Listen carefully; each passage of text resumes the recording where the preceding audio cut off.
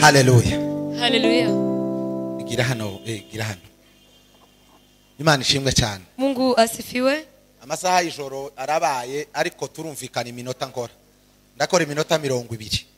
Masaa ya usiku imekaribia, alafu tutazungumza nanyi dakika ambazo nitatumia dakika 20. Ndayubahiriza. Dakika 20 nitayeshimu.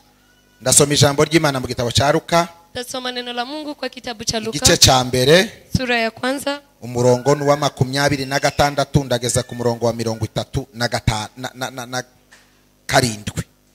Mstari wa 26 haya 37. Haravuga ngo mu kwezi kwa gatandatu marayika Gaburiyeli atumwa n'Imana mu mudugudu w'i Galilaya witwa Inazareti ku mwari wari warasabwe n'umugabo witwa Yosefu wo mu nzu ya Dawidi. Izina ry'uwo mwari ni Mariya. Amusanga aho yarari aramubwira ati, "Na amahoro, uhiriwe. Umwami Imana ari kumwe nawe." Ariko we ahagarika umutima cyane kubw'iryo jambo, atekereza iyo ndamutso icyari cyo. Marayika aramubwira ati, "Witinya Mariya, kuko uhiriwe ku Mana. Kandi dore uzasama inda, uzabyara umuhungu, uzamwite Yesu. Azaba mukuru, azitwa umwana w'Isumba byose. Kandi umwami Imana zamuha intebe y'ubwami ya sekuruza Dawidi. Azima mu nzu ya Yakobo iteka ryose, ubwami bwe ntibuzashira." Mariya abaza marayika ati, n'aya magambo nshaka yangiye gusoma ya akurikira. Mariya abaza marayika ati, "Ibyo bizabaho bite ko ntararyamana n'umugabo?" Marayika aramusubiza ati, "Umwuka wera azakuzaho, n'imbaraga z'Isumba byose zizagukingiriza. Nicyo gituma uwera uzavuka azitwa umwana w'Imana. Kandi dore mwene wanyu Elizabeti nawe afite inda y'umuhungu yo mu zabukuru, uwitwaga ingumba, none uku ni ukwezi kwe kwa gatandatu." Ijambo nashakaga, kuko ari nta jambo Imana ivuga ngo rihere. Amen. Ni Luka, kitabu cha Luka sura ya kwanza mstari wa 26 hadi 37 inasema, mwezi wa 6 malaika Gabrieli alimtumwa na Mungu kwenda mpaka mji wa Galilaya, jina lake Nazareti, kwa mwanamwali bikira aliyekuwa ameposwa na mtu jina lake Yusufu, wa mbari ya Daudi, na jina lake bikira huyo ni Mariamu. Akaingia nyumbani kwake akasema, "Salamu, uliyepewa neema, Bwana yu pamoja nawe." Naye akafadhaika sana kwa ajili ya maneno yake, akawaza moyoni, "Salamu hii ni ya namna gani?" Malaika akamwambia, "Usiogope Mariamu, kwa maana umepata neema kwa Mungu. Tazama, utachukua mimba na kuzaa mtoto mwanamume, na jina lake utamwita Yesu. Huyo atakuwa mkuu, aitwaye Mwana wa Aliye Juu, na Bwana Mungu atampa kiti cha enzi cha Daudi baba yake. Ataimiliki nyumba ya Yakobo hata milele, na ufalme wake utakuwa hauna mwisho." Mariamu akamwambia malaika, "Litakuwaje neno hili? Maana simjui mume." Malaika akamjibu akamwambia, "Roho Mtakatifu atakujilia juu yako, na nguvu zake aliye juu zitakufunika kama kivuli." Haleluya. "Kwa sababu hiyo, hicho kitakachozaliwa kitaitwa kitakatifu, mwana wa Mungu. Tena tazama, jamaa yako Elizabeti naye amechukua mimba ya mtoto mwanamume katika uzee wake, na mwezi huu ni wa 6 kwake, yeye aliyeitwa tasa, kwa kuwa hakuna neno lisilowezekana kwa Mungu." Amen. Haleluya. Mumbabarira nsubira nsoma undi murongo nashakaga na nateguye habiri. Samahani, nitasoma mstari mwingine. Naheraga ku 11 ariko mureke mpere kuri 14. Kwa Mwanzo 18 n'umurongo wa 13 reka ariho mpera. Uwiteka abaza Aburahamu ati niki gishekeje Sara? Akibaza ati nukuri koko nzabyara nkecuye? Umva karongo naho nshaka. Hari kinanira Uwiteka? Amen. Bwana akamwambia Ibrahimu, mbona Sara amecheka akisema, mimi kweli nitazaa mwana nami ni mzee? Kuna neno gani lililo ngumu la kumshinda Bwana? Abo turi kumwe tuzamurira Imana icubahiro. Haleluya. Tupandishe Mungu mikono. Bitondo baturirimbiye ndanezerwa indirimbo ivuga ngo shetani usinisumbue. Asubuhi wameimba wimbo ambao umenifurahisha ukisema shetani usinisumbue. Wala usinibabaishe. Kandi ntunteze ubwoba. Ariko ijambo ryamfashije riravuga ngo funga kinywa ukatoweke. Jambo lililonifurahisha lisemalo funga kinywa na utoweke. Imana ishimwe cyane. Haleluya.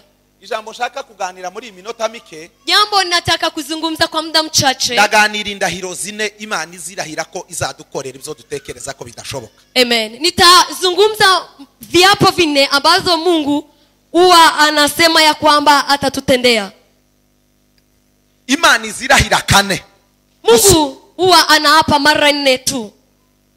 Nimuvuge ngo amen. Semeni amen.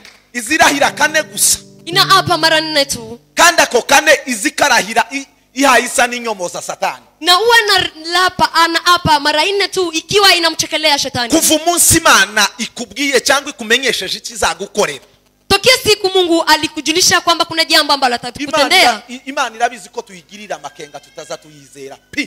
Mungu mwenyewe anajua ya kwamba huwa tuna mashaka hatuiamini kamilifu. Kwese ubuzima tubayemo ndabihamya natwe turaba pastor. Hari ikintu kimuzubwira ukavuga ngo ariko ugashiraho critique. Maisha ambayo tunaishi ingalao sisi ni wachungaji, kuna jambo ambalo wanaambiwa Mungu amesema lakini unaeka kusita. Satani kachurira ikakubwira ngo ese ubundi kurabona ko buzoca zoba gute. Shetani huwa anapanda juu ya jambo hilo alafu anakunongoneza anasema je itakuwaje, itapita wapi? Kurabona bizoshoboka. Je, unaona haya yatawezekana? Na ukavuga ngo ndibizoshoboka. Pia nao nasema haiwezekani. Mutekereze ngo kuvuga ngo Sara umukecuru warutaga aba bakecuru na Sara niwe warukecuje kubarusha mukecuru yarabarutaga. Fikirieni ya kwamba Sara yeye alikuwa mkongwe kuwazidi nyinyi. Ugashaje imyaka 90 mukecuru. Je, una miaka 90 yarakurutaga kure. Sara alikuwa mkubwa kwako zaidi. Ariko ngo azabyara. Lakini atazaa. Tuzamurira Imana icubahiro. Haleluya. Amen. Mutekereze umuntu utarabonana n'umugabo. Fikirieni bikira ambaye hajaonana na mume. Maria ngo azobza gute? Ivyo bintu ngani mugatwe nama. Fikirieni Maria za kivipi? Ariko Imana bene zizibirahirira kavuga ngo bizaba. Lakini Mungu wana hapa. Ijambo ry'Imana ryavuze ngo nta jambo Imana izivuga ngo rihere. Lakini Mungu anaapia hayo ya Biblia y'igifaransa yavuze ngo se irija ikinyarwanda yavuze ngo se hari ijambo. Ariko y'igifaransa yavuze ngo se hari ikintu. Biblia ya kilugha inasema ya kwamba je kuna jambo ambalo Mungu anaweza kusema na asilitende? Bizabivuga ngo ya myaka 600 Yesu yahanuwe kuvuka. Inamaanisha ya kwamba ile miaka 600 ambayo Yesu alitabiriwa ili azaliwe. Imana ngo ariko ikora system yo kugira ngo ivyo bintu bizumvikana mu bantu gute. Mungu kuvuga ngo umugore yabyaye nta mugabo. Alikuwa anafikiria kwamba je mambo haya yatakubalika kwa wanadamu kivipi mtu azaliwa bila mume? Ngo byayitwaye imyaka 600. Ilichukua miaka 600. System yari yarashizeho kwari kubyara na kumugabo n'umugore. Kwa sababu namna Mungu alikuwa aliweka ni mume na mke wa kizaa. Shiraho ibindi bintu bisha. Lakini kusema kutokee mapya yari process isebene data. Hiyo ilichukua msafara mrefu. Umukecuru usigaye ugenda gutya. Mkongwe ambaye anatembea kiunama. Warugize imyaka igera kuri 40 atabona imihango. Ambaye alikuwa na miaka 40 yeye bila kwenda kwa siku zake. Ariko ngo hari ijambo rivuze ngo azabyara. Na Biblia ntagatifu yavuze ngo arakuduka mu mutima we aseka igitwenge kacyakina bakecuru imukecuru yagusuzuguraga hari kuntu yagusekaga ngo kwama kubwira kuguhindura ubusa.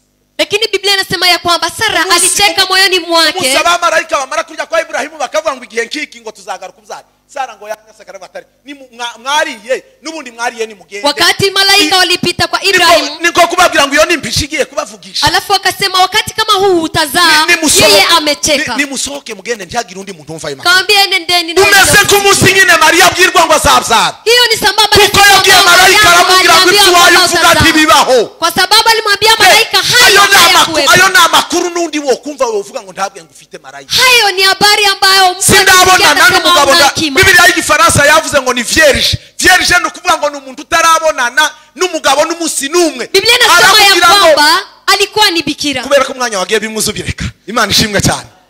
Tuzamurira Imana icyubahiro. Haleluya. Haleluya. Kubwira rero Mariya ngo azobyara, yabwiye marayika amagambo 3 nzasoma ngatangara. Yabwiye marayika ngo ijambo rya mbere nkubwira ngo amategeko y'abayuda bo kwama bantera amabuye simzifuza, kuko umukobwa yo yatwaraga inda mu bayuda adafite umugabo yaterwaga amabuye. Aravuga ngo ayo makuru hayivuga sinshatse kwimva ceceka n'abasaza banje yatogira uyumva. Mariamu aliambia malaika kumwambia kwa mila yetu ya Kiyahudi haiwezekani. Ijambo rya kabiri, jambo la pili, ryari ryo nyine ko kuvuga ngo ese njute arabonana n'umugabo umuntu uvuga bene iryo jambo abayizeye bitangaje. Ilikuwa kusema mimi ni bikira bado simjui mume. None iryo jambo kurumva gute? Hayo yatawezekana vipi? Ryari ryo kumubwira ngo izo bintu ntibikambeho. Ilikuwa inamaanisha kwamba mambo haya yasitokee kwangu.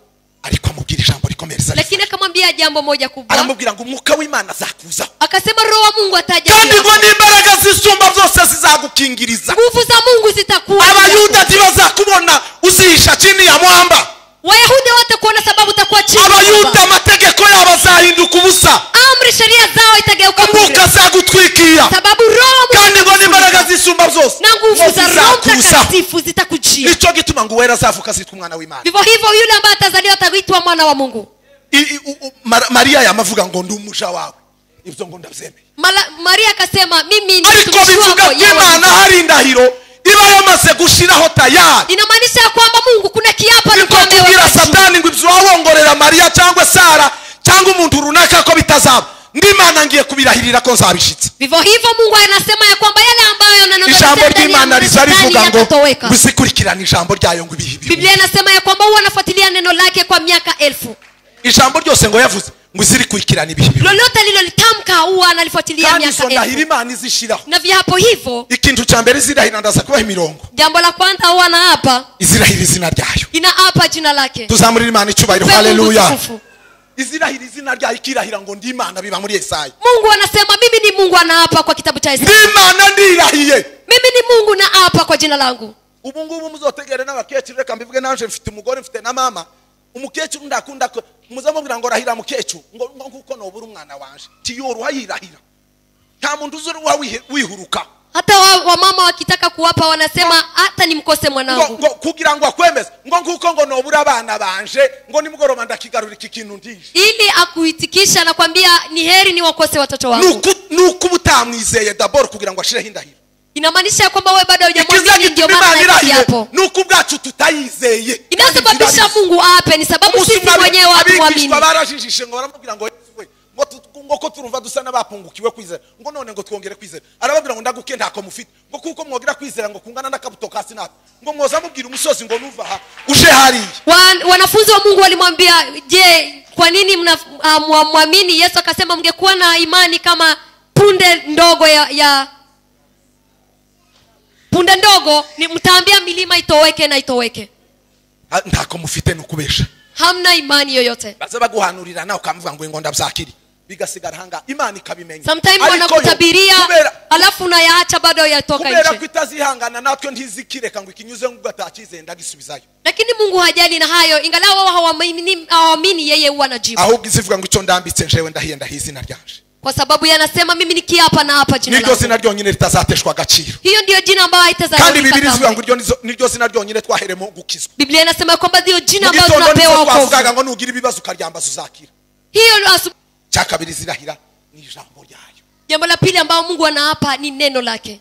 Murabisoma muri Yesaya 45 n'umurongo wa 25. Mtayapata kwa kitabu cha Yesaya 43:11-18. Izina ryayo. Jina lake. Izina ry'Imana. Jina la Mungu. Ijambo plito. Ahambere ni izina, ahakabiri ni ijambo. Kiapo ya kwanza ni jina, ya pili ni neno. Ese muzi ijambo ry'Imana? Je, mnajua neno la Mungu? Muzi chi Imana yavuze? Mnajua lile Mungu alilolitamka? Hari ibintu byabaye ndi mukubona ubu. Kuna yale ambayo yametokea siku hizi. Abantu benshi Imana basigaye barayifashe nkanga. Nimba novuga nka Citizen cyangwa nka BBC. BBC nizivuga ndagira ngo imva nivano buri wa gatandatu mu gitondo mwamuzi ngo sangahe ngo turafata imva. Mara nyingi watu wanachukulia neno la Mungu kama Citizen na mambo mengine. Twese saa 11 tuba saa moya ukunguku iyo ndi munzu mbambaye ndeba bakuru saa moya birya mutayikagwa zahirirwa tubwira ngo saa moya usiku huwa na watch ngo hiyongereye 400 naangalia habari. Saa moya twese tuzatuja ku sote tuwe tuna watch TV. Imana sikurizi ivuga bene, lakini Mungu hasemi kama wale ambao wanazungumza sisi. Yovuga ijambo rimwe hano twese tukavindagara twese. Yeye kisema neno moja sote huwa tunaanguka chini. Likubiki isi yose. Akisema neno moja ulimwengu mzima. Yavuze ijambo rimwe ngo isi nibeho. Yabivuze. Alisema neno moja dunia iwepo na ikawepo. Iryo jambo ngwiziri hagaci iryo yakoresheje ivuga ngo isi nibeho niryo yakoresheje kandi kuvugaho. Amen. Lile jambo ambalo alitumia akisema dunia iwepo, hilo ndilo alitumia akisema na uwepo. Biblia yigiye kugera gukomera kw'Imana. Biblia ikitaka kupima nguvu za Mungu. Ikaja kuvuga kundi Imana ikomeye izivuga ngo izigeresha amazi y'inyanja ikiganza cyayo. Huwa inasema ya kwamba huwa napima maji ya baharini kwa kitanga cha mkono wake. Inyanja y'Ubuhinde na zindi za Pacifique n'izindi na za Tanganyika na za Kivu. Hizo bahari zote ambazo unajua. Za Rusizi n'izindi ndo ndazo zote ziko umejifunza. Kupima mazi yayo nguzamia. Ikitaka kupima maji hayo inaweka kwa kitanga cha mkono wake. Je, mnasikia jinsi Mungu ni mwenye nguvu? Na ikitaka kupima upana wa ulimwengu huwa inapima hivi.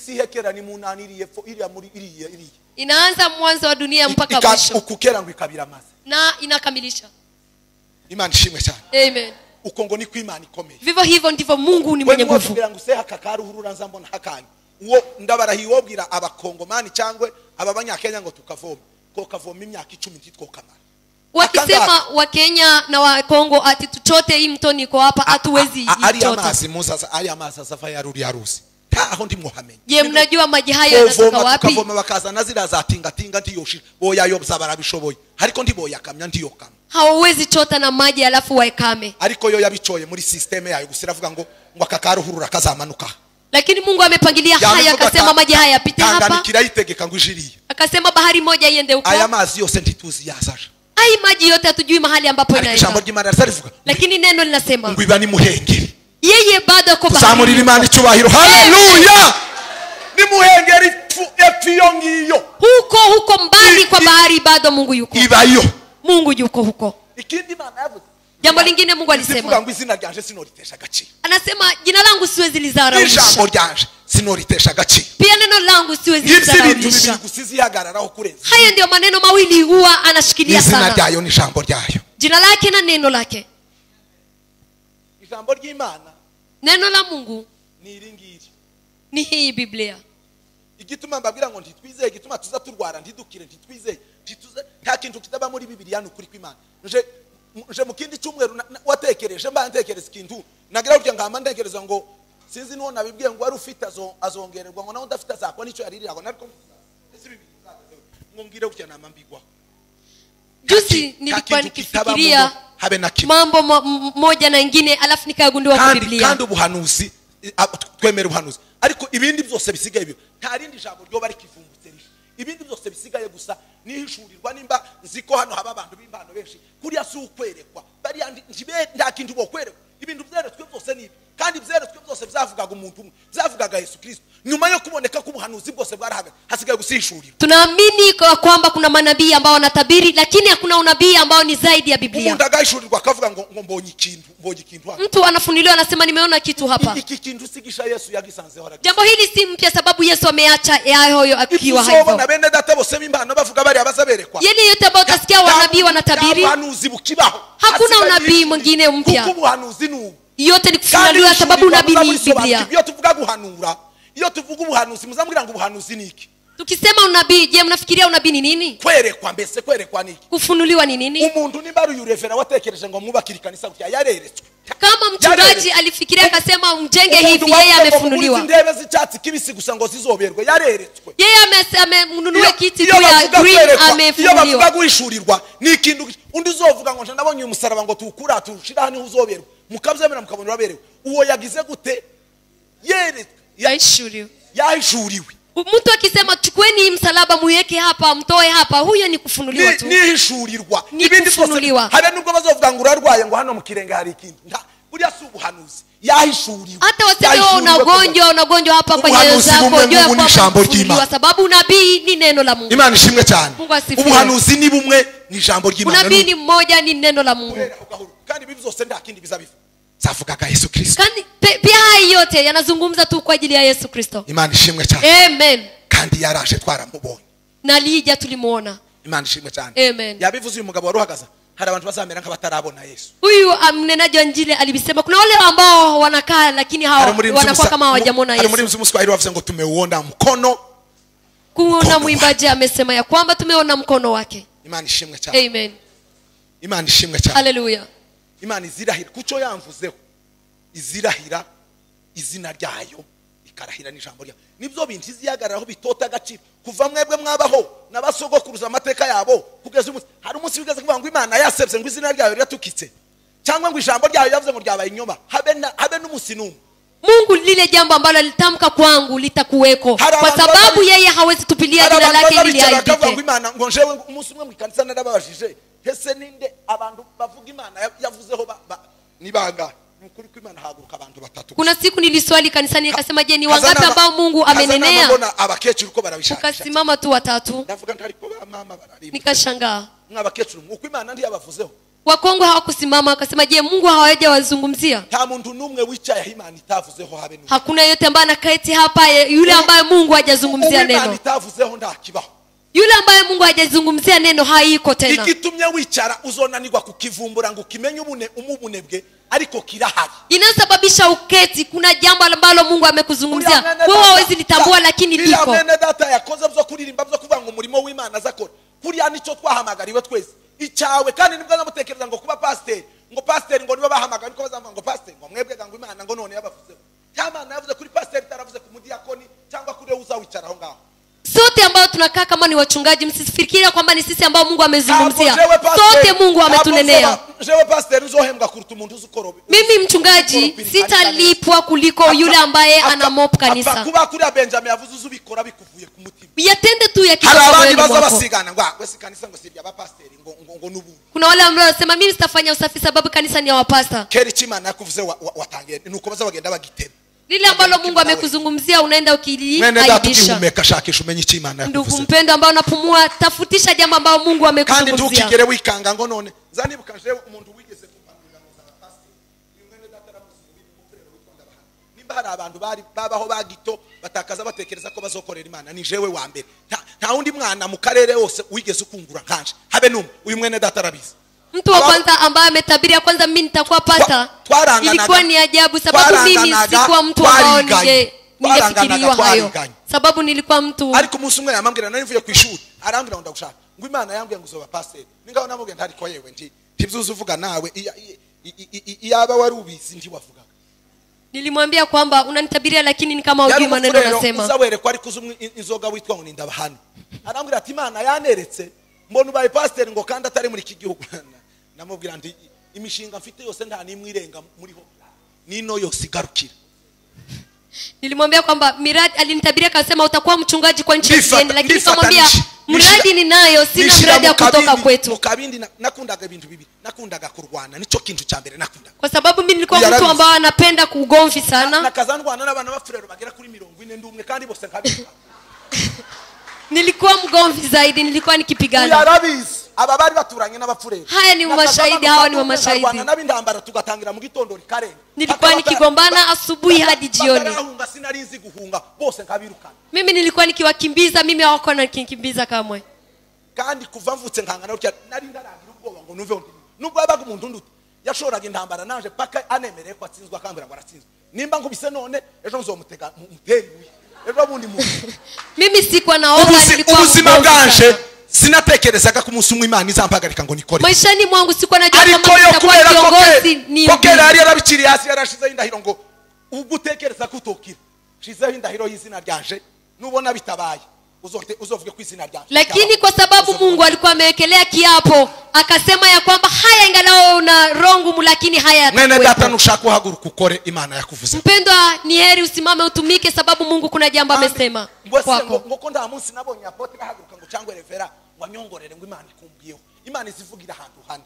Mungu huwa anasema kwa namna nne. noneho tangira ube kutekereza ahantu yakuvuzeho hamwe Fikiria mahali ambapo Mungu amekunenea. kandi ganuhabura ko birashoboka nyine ko simbizi timukaza mufata ibintu kakwa umunsi umwe data wacu yaherekeje umufurera amubwira ati yewe ngawe ga Imana ijane nawe hari nkaha none na Rusamba yama muhindukira namubwira ngo Manowa ngo ndimukaza mukabza aha nahanjane n'Imana atahandi imenya tason ibintu bimwe mwarabikomeje aha na Rusamba ngo njane n'Imana ato yayiryo nda iriyo bazabama bavuga ndi bazabija ngo iriyo naripinga ati iryo ndari hakanye ku mugaragaro ndijana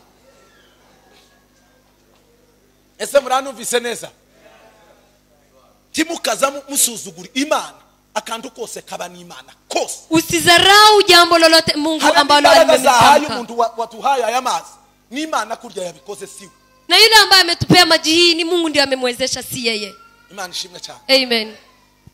ariko Imana ivuze izisohoza lakini Mungu akisema jambo huwa anatimiza. igashiraho iryo jambo ngo niba izina ryanje ubona ryotuka inasema ya kwamba ukiona kama jina langu liteza aibika uzabaririza amateka uzomenya ko bitazaba ikindi zirahira. Jambo lingine ambao Mungu anaapia nari mbabwiye uburyo Imana izivuga byari binciye Imana izivuga mu buryo bune n'ahandi hantu izivugira nubwo izivugira ahantu hane nitasema namna nne Mungu huwa anazungumza. Ahantu wa mbere izivugira ni mu ijambo ryayo. Fasi ya kwanza ni ndani ya neno lake. Abangaba hari umunsi pastor nta munsi pastor arahaguruka yabwiriza ukumva ubonye igisubizo. Hakuna siku ambayo mchungaji alisimama kahubiri na unasikia kama umepata jibu. Wa munsi Imana yavuganye nawe. Siku hiyo ujua kwamba Mungu amezungumza nawe. Nzozi uryamye ninjoro inama ninshije w'Imana nzambaba zikunda kuza ndyamye nsinziriye. Mahali pengine Mungu huwa anazungumza nasi kupitia njozi. Siku tukilala.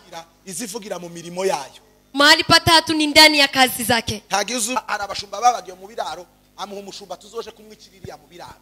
Ngo ageririya mu biraro nawe ngo asanga umugore we nawe yabyaye umwana arapfa. Batese uwo bambaye ngo ndamwica kandi n'uwaje yapfuye batereka uyu gaduhambu uyu waje yapfuye turere uyu nguyu.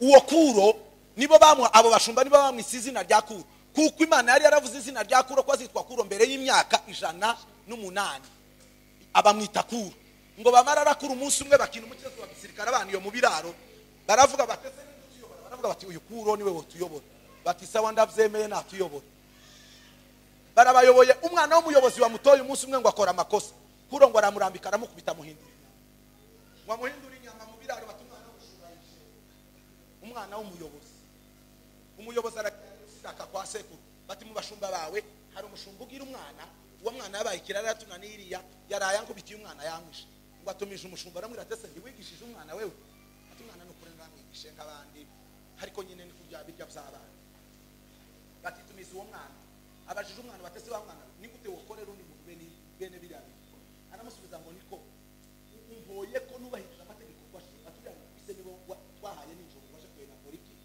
amategeko niwe wahishe wa mbere nicyo ubwoba sekuru ngo yamahindukira ngo ese ahindukira na gasi wa mwana baramubwira ngo mukuru y'umwana suwa nta mushumba ngo byara umwana unsubiza bene uku n'abanungirije bataratinyuka kunsubiza bene uku nguko baturavuga aho uyu mwana wamukuye ngo bama bamutsinda umushumba bati nukuri umwana nuwaje ngo baramukubita ngo bamukubite kabiri bati umwana suwa none uyu mwana aragenda gute bati uyu mwana namuhawe n'uyu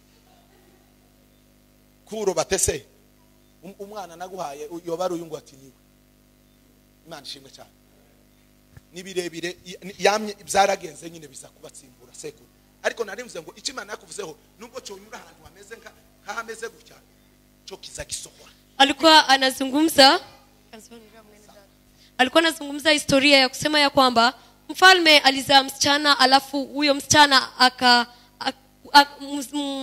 mfalme akaota njozi isemayo ya kwamba aliona mwana wa msichana wake amekuwa akampiana akawa mfalme. Alafu mfalme akaunga njama ya kusema msichana wake ampeane kwa mataifa ili njozi hizo zisikamilike. Alafu huyo msichana akazaa mtoto huko kwa mataifa. Siku moja mfalme akamuitisha akasema aje ili amuue. Mfalme akachukua mwana akampea mtu wake wa kazi ati aende amuue vichochoroni.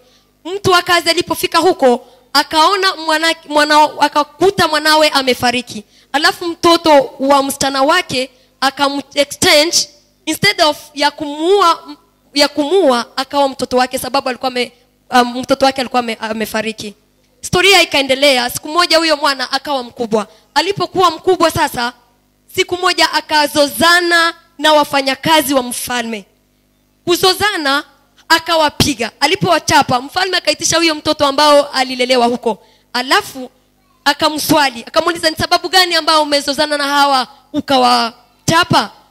Mwana huo akamjibu akasema ya kwamba ni sababu tulifanya sheria na sharti, alafu mtu huyu ndiye alifanya hizo, na alafu akapita juu ya masharti ambayo ameyafanya mwenyewe. Hiyo ndio imesababisha mimi nimchape. Na alafu mfalme akasema, maswali haya si ya mtoto wa mfanyakazi wangu, ila mtoto, mtaniambia huyu mtoto ametoka wapi?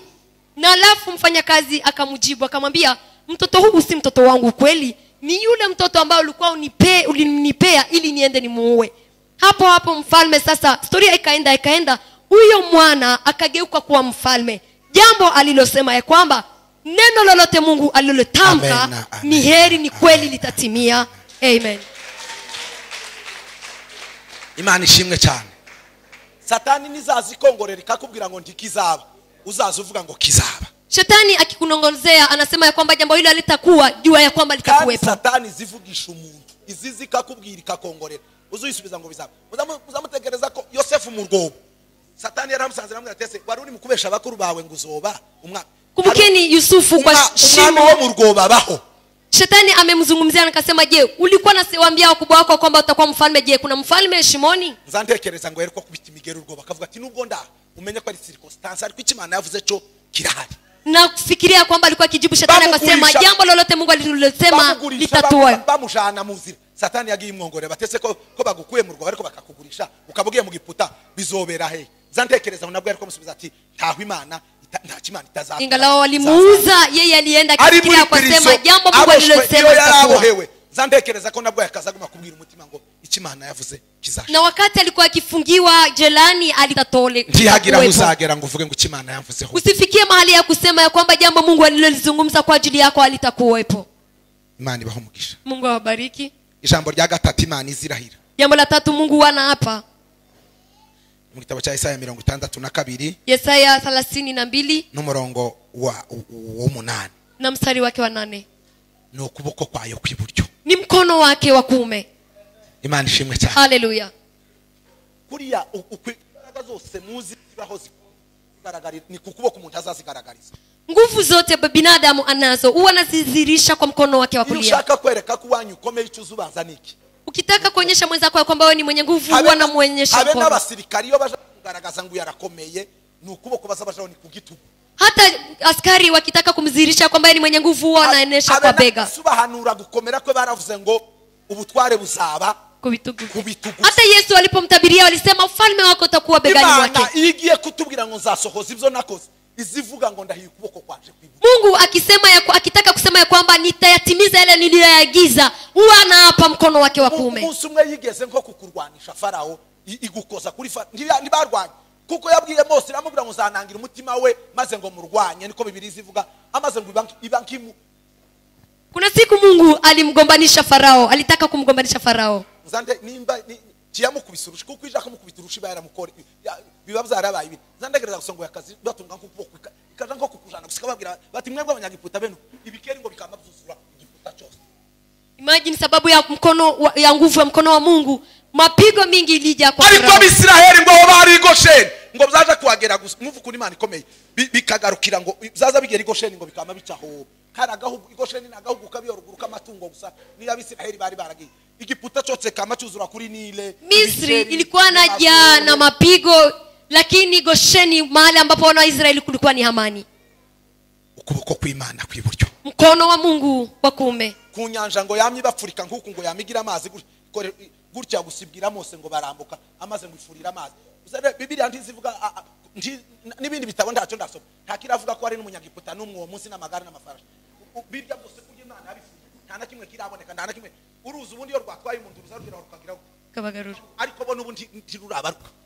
Biblia inasema nguvu za Mungu zilizirika kwa bahari ambapo wana wa Misri walimezwa na maji. Ukuboko kw'iburyo kw'Imana kuza guhamba undi munsi sinzi kuntu ngo baburanye na Mose ngo Imana amubwira atisha ubutaka ni bwasame bugireho undi munsi Miriam na Aroni ngo babwira Mose batese uzoza umuvuge wenyine ukungo ni wewe gusa nduzi no kuvuga Mose yakazame maguza biteye ubwoba ngo bara muri batese ni wewe Imana iravuga ati muvuze Mose umugaragu wanje jewe Aruni na Miriam walijaribu kumsema Musa, ibango nkikora kuri Miriam, alafu nguvu za Mungu zikaguza Miriamu, bwamabuca ya nuko byamye nahavyamye bihe akawa na ukoma mwili. Uru ruhande ngo rwa rumera nk'icyafutse kidashitse, pande moja ikawa na ukoma, ururundi abamutaraga, ingine ikawa mzima. Bibiri zivuga ngo Abisiraheli basibiye iminsi 7 aho bavuga ngo yasuko kuboko kw'Imana ibintu gukoze no kunyabaka. Biblia inasema kwamba wa Israeli walikuwa wanasema, je, Mungu amefanya nini? Hii mkono wa Mungu ni mkono vipi? Imana ishimwe cyane. Mungu asifiwe. Ukuboko kwayo kw'iburyo, mkono wake wa kulia. Abisiraheli bakaza babyigana, bakarahira iyo bagiye iminyago, bakavuga ngo nukuri Yerusalemu ngo nitukwibagirwa ngo amaboko ya tuzavuga ngo n'amaboko yacu y'iburyo azagire gute. Pia wana wa Israeli walikuwa wakiapa wakiwa huko utumwani, wanasema, Israeli nikikusaulika mkono wangu wa kulia na usifanye kazi. Aragatabo nasomye ejo muri karamwe ngo cyakaza gituma bavuga iyo ndahiro ngo bakaza bicara gusa ngo bakibuka bagiraga ahantu bakaza bahamba abantu babo ngo ni Makipe, niho bahamze Ibrahimu na Sara na Yosefu na bari bose bizera b'Abisiraheli, niho bakaza bahamba amaze ngo yagira ngo umunebwe cyane uzuja muri za matiri ukaba umunebwe cyane, ngo bagaruka ngo apfa guhagarara hejuru y'ibyo bituro Makipe ngo kamayuza umwuka ngo akarafite ngo bahibuka ngo bakabona nitukwibagirwa.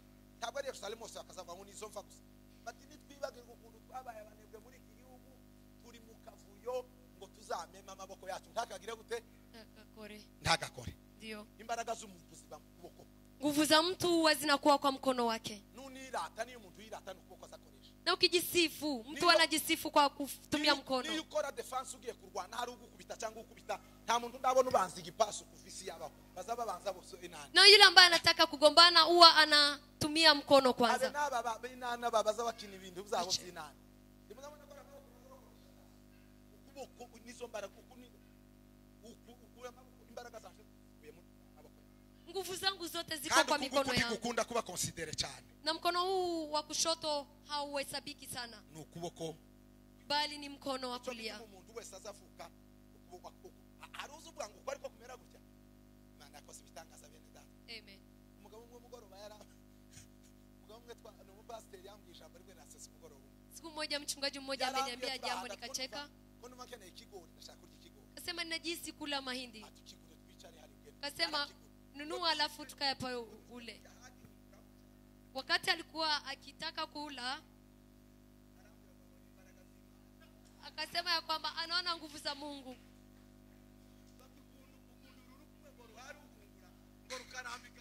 Jinsi kidole hii inafanya hivi mahindi na inaweka hapa, nimeona mkono wa Mungu.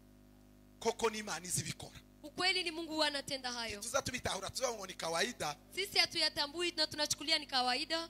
Ariko ni hari umuntu uzubwira umwana navuga, iyo umuntu yavukanye kuboko k'umusozi amenyekana no mu ishuri yo mwigaga, hakaba umuntu wakaboko kumaso bazavangogosha bakaza mwese mwakaza mubimenye mukabona ko hari ikintu kitagira gute kitagenda.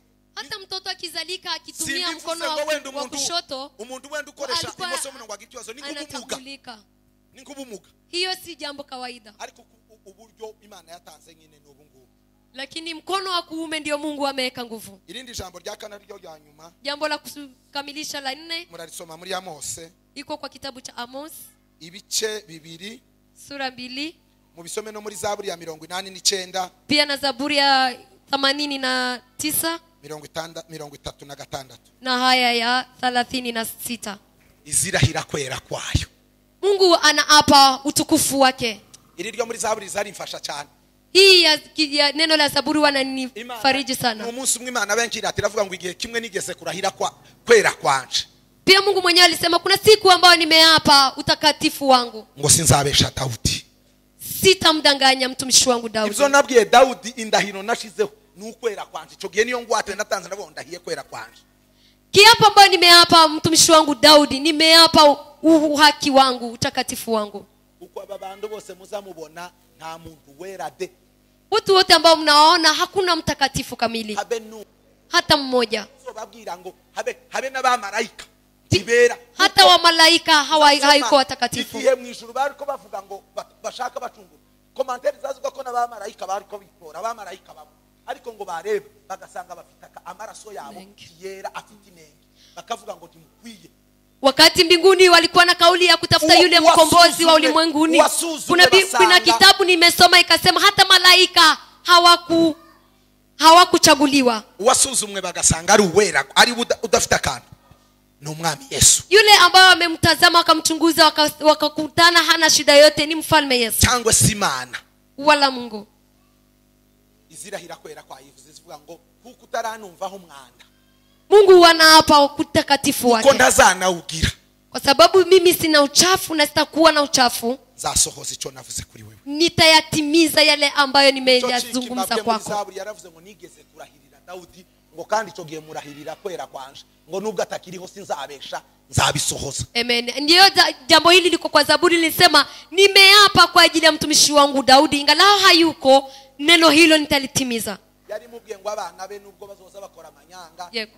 Bagakora amanyanga nta bintu umwana kurya tuzadukubita abana ariko ntituzatubako ati bakora amanyanga abana ba zababarira ariko nibakabza nzaza mfata kanyafu mbakubiteho ukabuke kurya umuntu azage mwana timugasubira. Kiapo hicho ilikuwa ni Mungu ambaye ameapa ya kwamba mtoto wa Daudi ngalao atafanya makosa kwa Mungu Mungu atamtupilia bali atamwadhibu kama baba aazibuye mwanawe. Ibyo ngo narabirahiriye hayo nimeapa kandi ndahiro nashizeho no kwera kwanje na kiapo ambayo nimeapa ni utakatifu wangu. Bene data muhumurike wapendwa farijikeni. Imana ibyo byose yatuvuzeho birarizwe yale yote Mungu ameyasema kwetu yanalindwa kandi ndahiro yashizeho ntiziteze namba uzonyeganyega cyangwa guhinduka. Na kiapo ambayo Mungu ameapa haitageuzwa kamwe. Zose bizashika yote yatatimilika. Ntiwibaze ngo bizwi nani. Usifikiria kwamba ni nani ambaye anayajua cyangwa ngo bizacaye wala yatapitia wapi. Yabivuze ifite bizabicisha. Yule ambaye ameyasema kuna mahali atayapitisha. Ijambo ry'Imana nirituganze. Neno la Mungu litubariki. Amen.